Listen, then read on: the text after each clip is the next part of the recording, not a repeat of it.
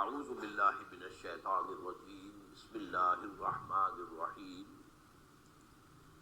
اذ قال اللہ تعالی یا عیسی ابن مریم وَإِذْ قَالَ اللَّهُ يَا عِيسَىٰ إِنِّي مُتَوَفِّيكَ وَرَافِعُكَ إِلَيَّ وَمُطَهِّرُكَ مِنَ الَّذِينَ كَفَرُوا وَجَاعِلُ الَّذِينَ اتَّبَعُوكَ فَوْقَ الَّذِينَ كَفَرُوا إِلَىٰ يَوْمِ الْقِيَامَةِ وَقَالَ عَزَّ وَجَلَّ كَمَا وَرَدَ فِي سُورَةِ النِّسَاءِ وَقَوْلُهُمْ إِنَّا قَتَلْنَا الْمَسِيحَ عِيسَى ابْنَ مَرْيَمَ وَمَا قَتَلُوهُ وَمَا صَلَبُوهُ ولكن شبه لهم وإن الذين اختلفوا فيه لفي شك منه ما لهم به من علم إلا اتباع الظن وما قتلوه يقينا وقال عز وجل كما ورد في سورة المائدة وكنت عليهم شهيدا ما دمت فيهم فلما توفيتني كنت أنت الرقيب عليهم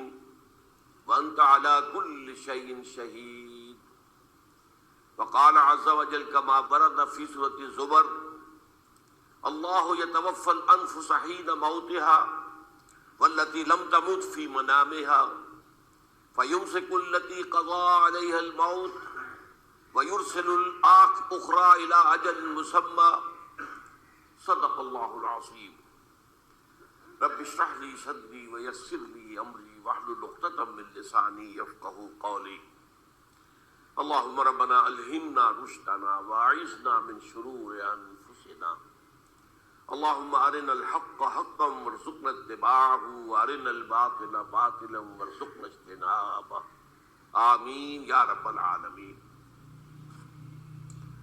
آپ کے علم میں ہے کہ آج میں وفات مسیح کے موضوع پر گفتگو کروں گا۔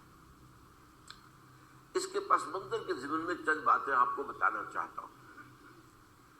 نمبر ایک تو یہ کہ جتنے بھی فتنے اٹھے ہیں امت میں اور جو اب بھی اٹھ رہے ہیں وہ سلسلہ ختم ہونے والا تو نہیں ہے۔ ثلاثون دجالون کذابون چلتا رہے گا قیامت تک۔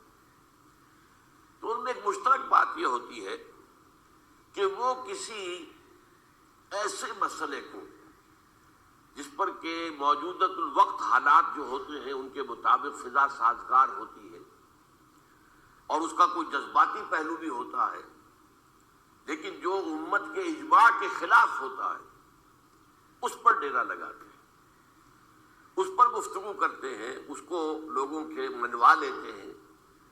اس کا نتیجہ کیا ہوتا ہے کہ چونکہ وہ چیز مجمع علیہ ہوتی ہے، امت کا اجماع ہے 1400 برس سے، اب اگر اس شے کو انہوں نے غلط ثابت کر دیا اپنے ذوق میں اور عام لوگوں سے کہ جو صاحب علم نہیں ہے، کہ جو نہیں سمجھ سکتے بات کو، اسے منوا لیا، اس کا مطلب ہے کہ اب اس شخص کے معتقد ہو گئے اور اسلاف سے منحرف ہو گئے کہ یہ تو بے وقوف سے سب لوگ، یہ سارے ہمارے علماء، یہ سارے محدثین، یہ سارے مفسرین، یہ سب بے وقوف تھے، یہ بات بھی نہیں کر سکے۔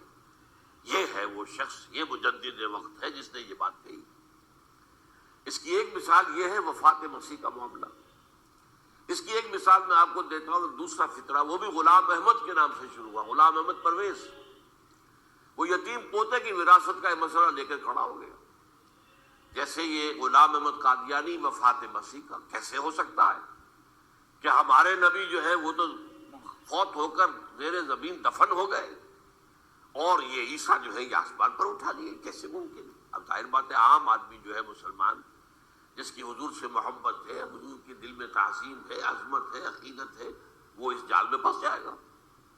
پھر وہ اپنے دلائل کے ساتھ اس کو جو ہے وہ، اور چونکہ ماحول بھی جو میں سب عرض کروں گا کہ اس کے موافق ہو جاتا ہے اس وقت۔ غلام احمد پرویز نے کیا کہ یتیم پوتے کا مسئلہ، اب یہ اجماع ہے اگر کسی شخص کا کوئی بیٹا اس کی زندگی میں فوت ہو جائے تو اس کا وراثت میں حصہ نہیں ہوتا، وراثت ہوتی ہے انہی میں جو اس کی موت کے وقت موجود ہے، بیٹے ہوں بیٹیاں ہوں۔ اب اگر جو فوت شدہ بیٹا ہے اس کے کوئی یتیم بچے ہیں تو اب اس میں بڑی ایک جو ہے دلیل دیکھیے، یتیم بچے بیچارے وہ محروم ہو گئے، یتیم بچوں کا تو زیادہ حق ہونا چاہیے۔ تو یہ تو قانون جو ہے اگر یہ اس پر اجماع ہے تو پھر وہی بات کہ یہ سب بے وقوف لوگ تھے اور یہ تو بڑے سخت دل اور سنگ دل لوگ تھے جنہوں نے یہ بات گھڑ رکھی. یہ میں نے آپ کو دو مثالیں دے دی. اب ظاہر بات ہے کہ جو اسلام کا قانون میراث ہے، قانون وراثت ہے، اس کے کچھ بنیادیں ہیں، اس کے کچھ اصول ہیں، ان اصولوں پر وہ کھڑا ہے اور اس کے مطابق جو فیصلہ ہے وہ ہے. تو بہرحال یہ میں نے آپ کو مثال دی ہے کہ کسی ایسے مسئلے کو لے کر اس پر ڈیرا لگا دینا، مورچہ بنا لینا، اس سے اپنی عقیدت پیدا کر لینا، اسلاف سے برگشتہ کر دینا. یہ کوئی لوگ سمجھدار نہیں تھے، یہ بے وقوف لوگ تھے، جاہل لوگ تھے. اچھا، اب اسی پس منظر میں سمجھیے کہ 19ویں صدی کے اواخر میں کیا صورتحال ہندوستان میں ہو گئی تھی. انگریز آ گیا تھا اور 1857 کے بعد اس کی براہ راست حکومت قائم ہو گئی تھی. اس سے پہلے 1757 سے 1857 تک جو بھی حکومت تھی، ایک تو پورے ہندوستان پر نہیں تھی، لیکن یہ کہ جو بھی تھی وہ ایسٹ انڈیا کمپنی کی تھی، تاج برطانیہ کی نہیں تھی. 1857 کے بعد حکومت قائم ہو گئی. اب ظاہر بات ہے کہ جب انگریزوں نے فتح کیا ہمیں تو ہم پر روب طاری ہوا کہ نہیں. پھر جو زندہ قومیں ہوتی ہیں ان میں کچھ اچھے اوصاف ہوتے ہیں، ان کے اندر فرض شناسی ہے، ان میں دیانت داری ہے. انگریز ڈپٹی کمشنر تھا، 9 بجے کا وقت ہے تو ٹھیک 9 بجے دفتر میں موجود ہوگا. ہمارے لوگ جو آ رہے ہیں لیٹ آرام سے، لیکن یہ ہے کہ ان کی یہ چیزیں جو ہوتی تھی، پھر بات اگر کی ہے تو اس کو پورا کیا ہے. تو اس حوالے سے ان کا روب ہوتا ہے. اسی طور پر اس زمانے میں ایک صورت یہ پیدا ہو گئی کہ نیوٹن کی فزکس آ گئی، اور معلوم ہوا کہ یہ تو گویا کہ آسمان کی وحی سے بھی زیادہ معتبر ہے. سائنس سے جو بات ثابت ہو جائے بس وہ حق ہے، اور جو ثابت نہ ہو سکے وہ ایسے ہی ہے، وہ تو گویا کہ اوہام ہے، ان کی کوئی حیثیت نہیں. اب اس زمن میں کیا ہوا، اس وقت جو ہے سر سید احمد خان ایک شخصیت ابھری. انہوں نے جب دیکھا کہ اسلام کی بہت سی چیزیں جو ہیں وہ سائنٹیفک جو انداز فکر ہے اس میں فٹ نہیں بیٹھتی. یہ فرشتے کس بلا کا نام ہے، سائنس تو نہیں بتاتی ہمیں. لہذا انہوں نے کہا فرشتہ کوئی نہیں ہے، یہ فورسز آف دی نیچر کو فرشتہ کہہ دیا گیا. یہ جن کیا بلا ہوتے، کوئی جن وین نہیں ہے، وہ تو سائنس کی اس میں تو نہیں آتے، دکھائی نہیں دیتے، کوئی جن نہیں. یہ تو جو مشتعل مزاج کے لوگ ہوتے ہیں انسان، ان کو جن کہہ دیا گیا کہ وہ آگ سے پیدا ہوئے. جیسے ہم کہہ دیتے ہیں فلاں شخص غصے میں آگ بگولا ہو گیا، تو وہ آگ تھوڑی ہو جاتا، یہ تو استعارہ ہے. اس طرح یہ جو معجزات ہے یہ کوئی شے نہیں، ان کی بھی فزیکل توجیحات. یہ حضرت موسیٰ جب پار ہوئے اپنی قوم کو لے کر سمندر کے، تو یہ کوئی معجزہ نہیں تھا، یہ کوئی حضرت موسیٰ کی ضرب کی وجہ سے پھٹا نہیں تھا سمندر، بلکہ وہ تو مد و جزر کا معاملہ تھا. جس وقت سمندر اترا ہوا تھا، جزر میں تھا، تو موسیٰ اپنی قوم کو لے کر گزر گئے. جب فرعون آیا اپنے لشکر کے ساتھ تو سمندر مد پر آ گیا، چڑھ آیا، لہذا وہ ہلاک ہوئے. تو معجزات کا انکار، ان تمام کے اندر ایسی فضا پیدا ہو گئی تھی کہ جو عقلی اور سائنٹیفک، عقلی سے آگے بڑھ کر، ایک تو عقلی ہوتا منطقی، ایک ہے عقلی سائنٹیفک، کہ اس کے حوالے سے جو چیز اسلام کی فٹ نہیں بیٹھی، جیسے کہ آپ کہتے ہیں round peg in a square hole اور square peg in a round hole. اب اسکوئر پیگ ہے، راؤنڈ ہول ہے، تو آپ کو اس کے کونے تراشنے پڑیں گے تب وہ اس ہول میں جائے گا. لہذا انہوں نے وہ کونے تراشے، اسی کے طرز پر پھر چلے ہیں. جو آپ کو معلوم ہے علامہ مشرقی، انہوں نے بھی جب شروع کیا اپنا دھندا تو ان کے پہلے کتاب سے کیا تھے، مولوی کا غلط مذہب نمبر 1، مولوی کا غلط مذہب نمبر 2، مولوی کا غلط مذہب نمبر 3، چھوٹے چھوٹے کتاب سے شائع کر رہے. مولویوں سے علماء سے برگشتہ کر دیا. اب معلوم ہوا کہ یہ شخص ہے مجدد وقت، یہ مولویوں شولویوں کے پاس تو کچھ نہیں ہے. اسی کا معاملہ پھر وہ انکار حدیث کی شکل میں آیا، جن میں کہ ایک بڑی شخصیت جو ہے وہ غلام احمد کی، غلام احمد پرویز، کیونکہ اللہ تعالیٰ نے اسے صلاحیت دی تھی، اچھا انشا پرداز تھا، لکھنا اچھا آتا تھا، بولتا بھی اچھا تھا. تو ظاہر بات ہے فتنہ وہی شخص پیدا کر سکتا ہے جو باصلاحیت ہو. جس میں کوئی صلاحیت نہیں وہ کیا فتنہ پیدا کرے گا؟ وہ نہ دنیا میں کوئی ترقی کرے گا، نہ دین میں کرے گا، نہ فتنہ انگیزی کر سکے گا. وہ تو جیسا بھی ہے معاملہ عام معمول جو ہے لوگوں کا، جیسی بھیڑ چال چل رہی ویسے چل جائے گا.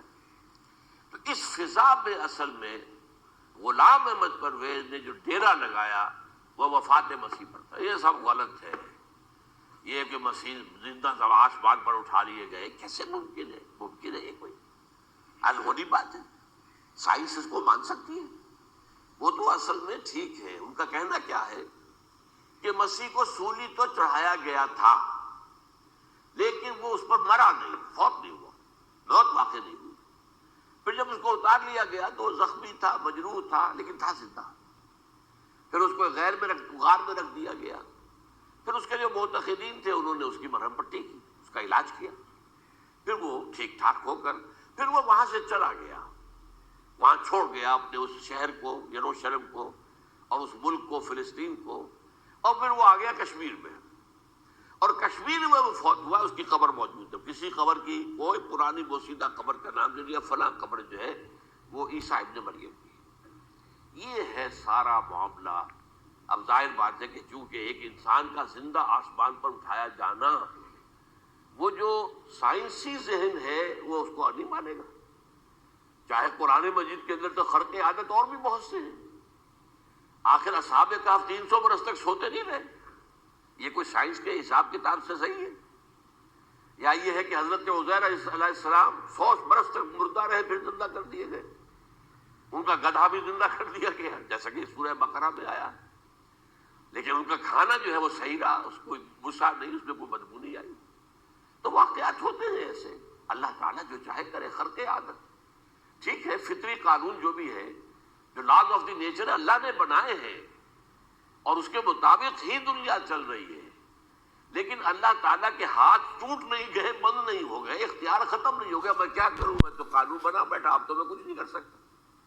میں تو قانون بنا چکا ہوں کہ آگ جلاتی ہے، اب اگر ابراہیم کو آگ میں ڈال دیا تو میں تو نہیں بچا سکتا، اس لیے کہ قانون ہے، وہ میرا بنایا ہوا قانون۔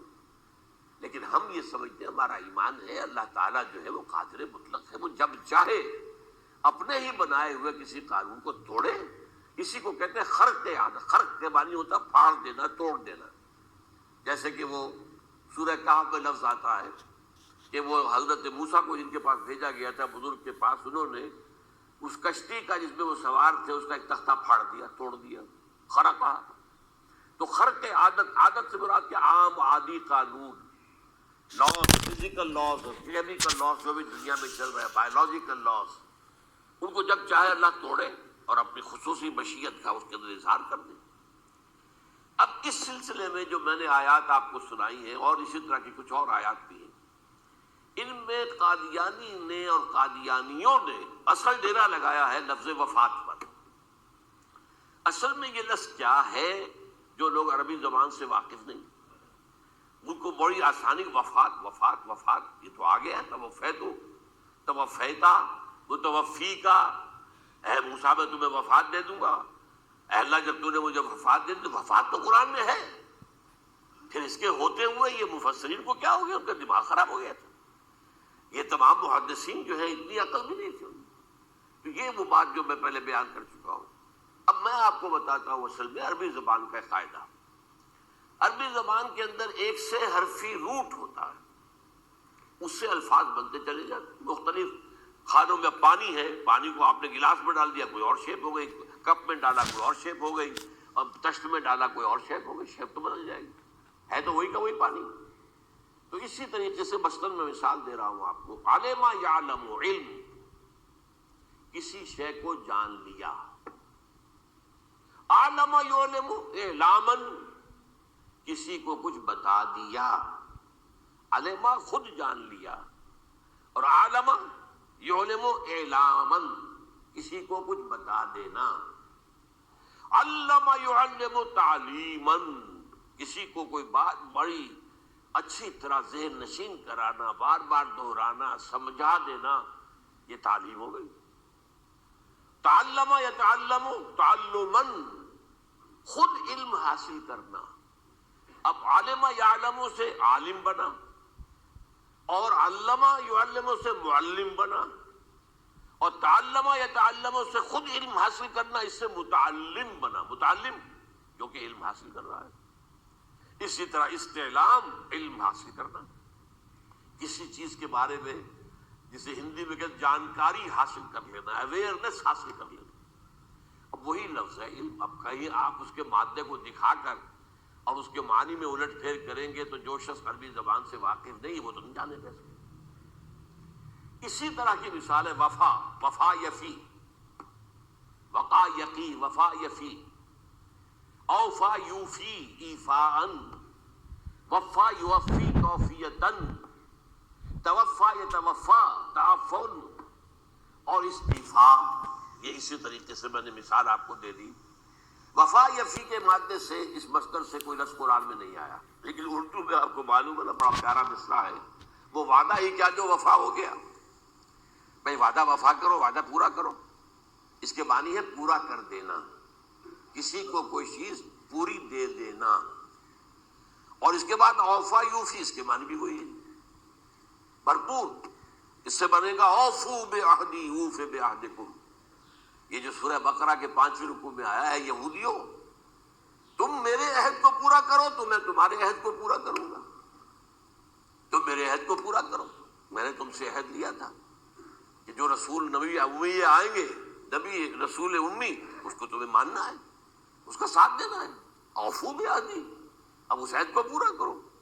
اوف بعہدکم، تو میں تمہارے ساتھ برکات خیرات جیسی پہلے رہی ابھی باقی رکھوں گا.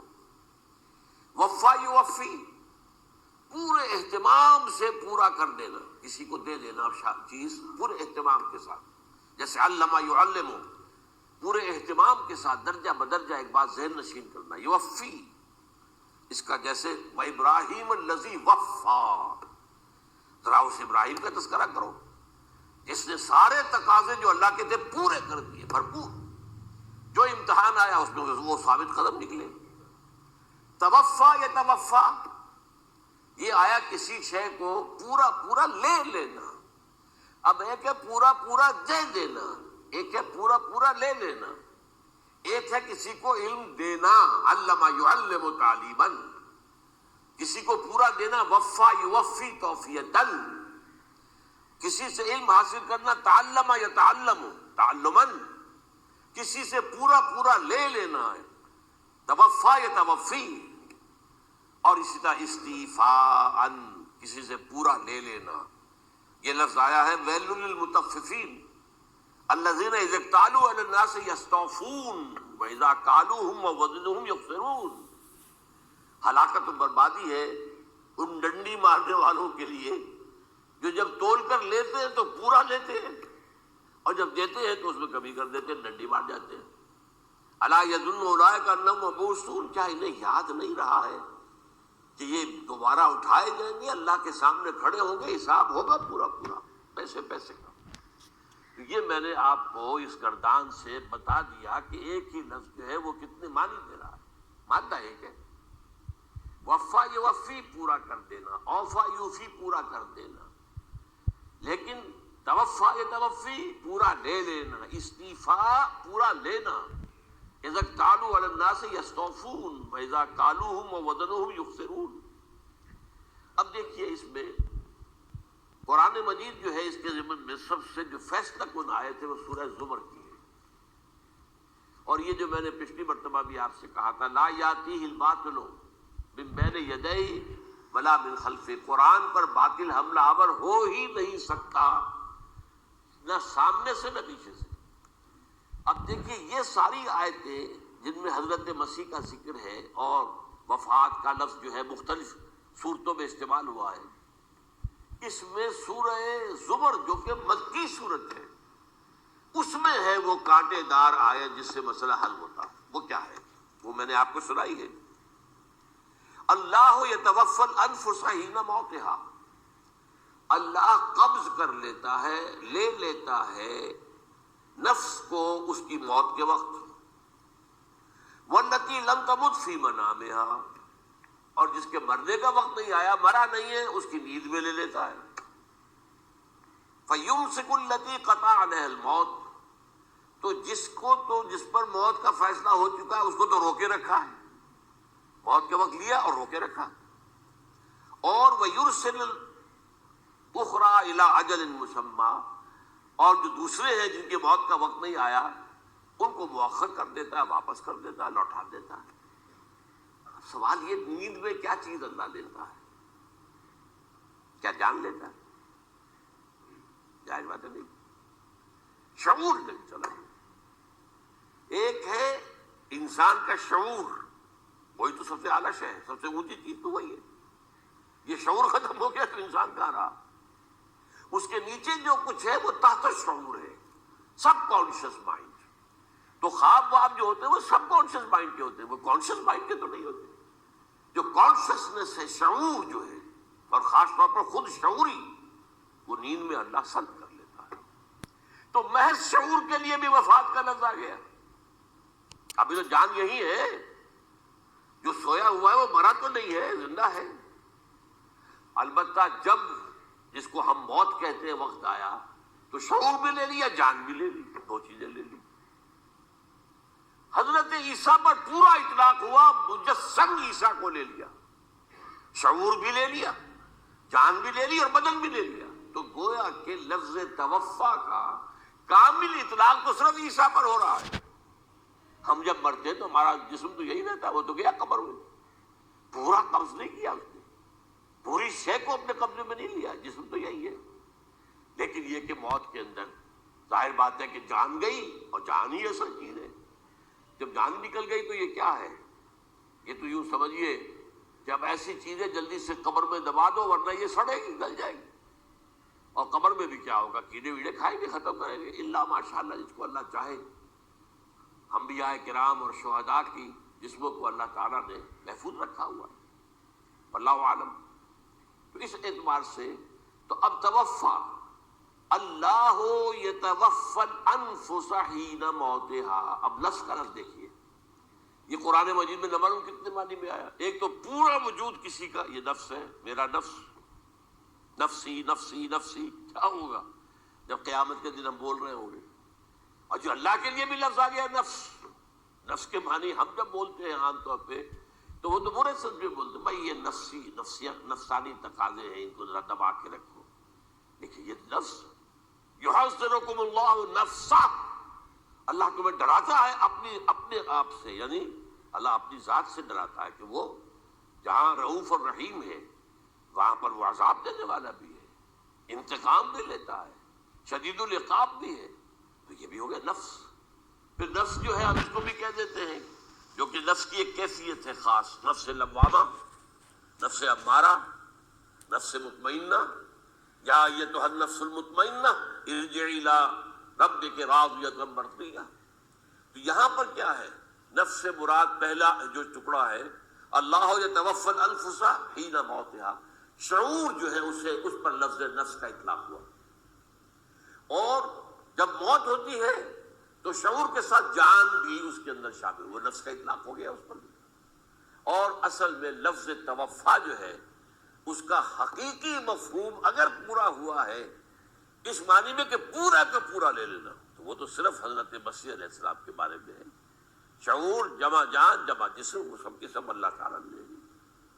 تو یہ اصل میں اس آیت کے اوپر جو ان لوگوں نے زور لگایا ہے، اس میں اس اعتبار سے کہ یہ لفظ وفات جو ہے اس کے اوپر جو ہے عام طور پر وفات کے معنی ہے موت ہے، حالانکہ قرآن مجید میں موت کا لفظ بھی تو آیا ہے نا، ان موتہا واللتی لم تمت، یہ سارے الفاظ موت کا لفظ بھی تو آتا ہے نا۔ لیکن یہ کہ وفات کا لفظ بھی ہے، کوئی شک نہیں ہے، حضور کی وفات ہو گئی، فلاں کی وفات ہو گئی، یہ بھی ہے، لیکن یہ اس کا ایک استعمال ہے۔ وفا یفی، اوفا یوفی، وفا یوفی، توفا و یتوفی، استعفا یستعفی، یہ سارے الفاظ اسی سے وفا کے لفظ سے بن رہے ہیں۔ اب یہ کہ اس کے ضمن میں عقلی بات آپ کے سامنے رکھنا چاہتا ہوں۔ یہ تو میں نے آپ کے سامنے اس لفظ کے حوالے سے، کیونکہ سارا ڈیرا اس لفظ پر ہے ان کا۔ دیکھیے پہلی بات عقلی طور پر یہ ہے جو قرآن سے ثابت ہے، رسول کبھی قتل نہیں ہو سکتا اور رسول کبھی مغلوب نہیں ہو سکتا۔ اس میں فرق ہے نبی اور رسول کا، نبی قتل ہو سکتا ہے، رسول قتل نہیں ہو سکتا۔ اب یہ علیحدہ بحث ہے، نبی کون ہوتا ہے، رسول کون ہوتا ہے۔ اس میں جو اجماع ہے تمام امت کا وہ کیا ہے کہ رسول خاص ہے، نبی عام ہے۔ نبی بہت آئے ہیں، 1.25 لاکھ آئے ہیں بعض روایات کی روح سے، رسول بہت تھوڑے 313 ہیں۔ قرآن مجید میں یوں سمجھیے کہ 20 کے قریب تو انبیاء کا ذکر ہے اور 5 7 ہیں جو رسول ہیں. حضرت نوح رسول ہیں. آدم تو رسول نہیں تھے، نبی تو تھے. حضرت شیس رسول تو نہیں تھے، نبی تو تھے. حضرت ادریس رسول تو نہیں تھے، نبی تو تھے. نبی تو رسول جو ہے پہلے وہ تو حضرت نوح ہے. تو اس طریقے حضرت جو ہود ہے، پھر حضرت صالح ہے. اس حوالے سے نبی اور رسول کے فرق کو سمجھیے. تو قرآن کہتا ہے کتب اللہ لاغلبن انا ورسلی، اللہ نے طے کر دیا، لکھ دیا، میں اور میرے رسول غالب آ کر رہیں گے. رسول مغلوب نہیں ہو سکتا. نمبر 2، وَلَقَدْ سَبَقَتْ كَلِمَتُنَا لِعِبَادِنَا الْمُرْسَلِينَ أَنَّهُمْ هُمُ الْمَنْصُورُونَ وَأَنَّ جُنْدَنَا لَهُمُ الْغَالِبُونَ. یہ بات ہمارے طرف سے طے کی جا چکی ہے، پہلے سے طے ہو چکی ہے، پہلے سے معین قانون ہے اپنے ان رسولوں کے بارے میں جنہیں ہم نے بھیجا. اور رسولوں کے، نبیوں کے بارے میں نہیں، کہ وہی منصور ہوں گے، ان کی مدد کی جائے گی لا محالہ. اور ہمارا جو لشکر ہوگا، یعنی رسول کے ساتھ جو لوگ ہوں گے وہ اللہ کا لشکر ہے، وہ حزب اللہ ہے. وَأَنَّ جُنْدَنَا لَهُمُ الْغَالِبُونَ، لازماً وہ غالب ہو کر رہیں گے. یہ 2 چیزیں جو ہے قرآن مجید کے اندر، یہ 2 آیات اس سے قطعی ہے کہ رسول کبھی مغلوب نہیں ہو سکتا، رسول کبھی قتل نہیں ہو سکتا. اب عجیب بات دیکھیے سورہ آل عمران میں، کیونکہ حضرت عیسیٰ کے ساتھ حضرت یحییٰ بھی موجود ہے. حضرت یحییٰ حضرت مریم کے خالہ زاد بھائی تھے، حضرت زکریا کے بیٹے تھے. سورہ آل عمران اور سورہ مریم دونوں میں آپ دیکھتے ہیں کہ پہلے یحییٰ کا ذکر ہوتا ہے، پھر عیسیٰ کا ذکر ہوتا ہے. یہاں معاشر بھی تھے، لیکن یہ کہ سینئر تھے حضرت یحییٰ.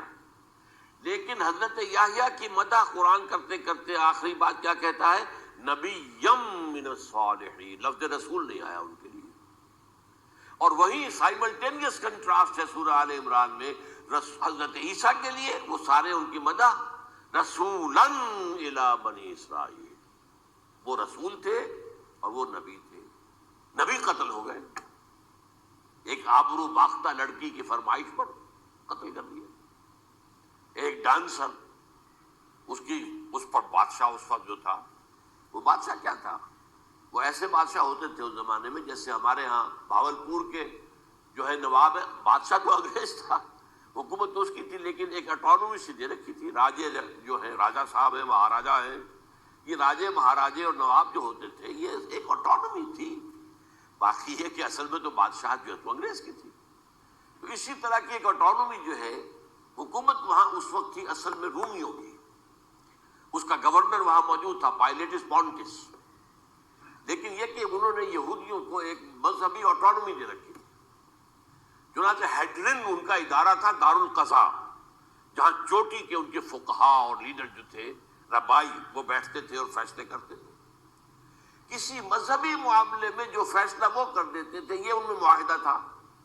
وہ فیصلہ جو ہے وہ پھر ایگزیکیوٹ کیا جائے گا، وہ فیصلہ آخری ہوگا ان کا. وہ خود تو سزا نہیں دے سکتے، سزا تو گورنر دے گا. لیکن یہ کہ اگر ہیڈرن جو ہے ان کا جو وہ ہے ادارہ ٹاپ کا، وہ اگر سزا دے دے، سلا دے، تو گورنر کو وہ سزا دینی پڑے گی. یہ ان کا طے تھا. تو اس نے حضرت مسیح علیہ السلام کو مرتد قرار دیا، جو ہیڈرن ان کا سب سے اونچا ادارہ تھا. اس اعتبار سے ان کو جو ہے، لیکن جیسا کہ میں بتا رہا تھا کہ حضرت عیسیٰ رسول تھے، وہ قتل نہیں ہو سکتے تھے، مغلوب نہیں ہو سکتے تھے.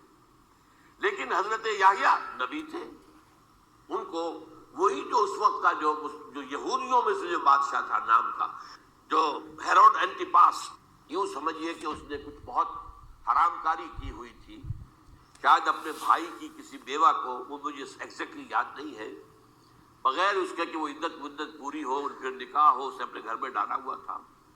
اور اس کی جو لڑکی تھی اس کے اوپر بھی عشق آ گیا تھا، آپ کو دل آ گیا تھا، شادی بھی کرنا چاہتا تھا اس سے. اور اس کا ڈانس تھا، اس پر کہا مانگو کیا مانگتی ہو.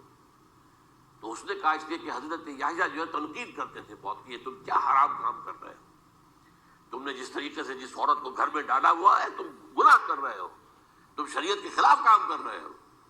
اس کو کہا تھا یو ڈاٹر آف سن، اس لڑکی کو کہا تھا تم جو کہ گناہ کی بیٹی ہو. اور وہ ناراض تھے، اور وہ ملکہ بھی جو تھی اس وقت تھی، اور یہ اس کی بیٹی بھی بہت ناراض تھی. تو انہوں نے کہا مجھے وعدہ لے لیا کہ دیکھو جو کہہ رہے ہیں جو مانگوں گی مانگنا پڑے گا. مانگنا, ہاں مانگوں گا. مجھے یحییٰ کا سر چاہیے. ایک دفعہ تو وہ کانپ گیا. اسے اندیشہ تھا کہ اگر یحییٰ کو میں نے قتل کر دیا تو یہودیوں کے اندر ہو سکتا بغاوت ہو جائے. لیکن پھر اس نے پھر تانا دیا, اب تم کیسے بادشاہ ہو, اپنا وعدہ پورا نہیں کرتے.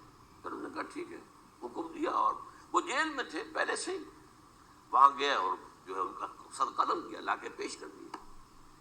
تو نبی جو ہے جن کی بڑی مدح ہوئی ہے سورہ مریم کے اندر, جب آپ پڑھیں گے تو ان کی شان جو ہے, لیکن نبی تھے, صرف رسول نہیں تھے. اور حضرت عیسیٰ رسول تھے, رسول قتل نہیں ہو سکتا, نبی قتل ہو سکتا. تو یہ قاعدہ جو ہے وہ بھی قرآن نے اس سائملٹینیس کنٹراسٹ کے حوالے سے سورہ آل عمران میں حضرت یحییٰ اور حضرت عیسیٰ کا تقابل کر کے بتا دیا. تو ایک تو بات یہ ہے کہ اس اعتبار سے میں جو آپ کو آیت سنا چکا ہوں, یہ جو جرائم جو ہے سورہ نساء کے اندر یہودیوں کے اللہ تعالیٰ نے بیان کیے ہیں, ان میں سے یہ بھی ہے وَقَوْلُهُمْ إِنَّا قَتَلْنَا الْمَسِيحَ عِيسَى ابْنَ مَرْيَمَ. اور ان کا یہ کہنا کتنا بڑا جرم ہے جو یہ کہہ رہے ہیں ہم نے عیسیٰ ابن مریم کو قتل کر دیا. لیکن یہاں ایک عجیب کیفیت ہے, رسول اللہ کے رسول کو. عام طور پر اس کی کنسٹرکشن کو لوگ سمجھے نہیں ہیں, وہ سمجھتے ہیں انہوں نے خود ہی کہا رسول اللہ. انہوں تو رسول اللہ کہتے تو قتل کیسے کرتے؟ یہ اللہ نے کہا. اچھا, ان کا کہنا یہ کہ اللہ کے رسول کو قتل کر دیا. وَقَوْلُهُمْ إِنَّا قَتَلْنَا الْمَسِيحَ عِيسَى ابْنَ مَرْيَمَ رسول اللہ. ان کا یہ کہنا کہ ہم نے عیسیٰ ابن مریم کو, مسیح کو قتل کر دیا, وہ اللہ کے رسول کو. وَمَا قَتَلُوهُ وَمَا صَلَبُوهُ, انہوں نے نہ اسے قتل کیا نہ سولی پہ چڑھایا, وَلَكِنْ شُبِّهَ لَهُمْ, بس مشابہت پیدا کر دی گئی ان کے لیے, شبہ میں ڈال دیا گیا ان کو.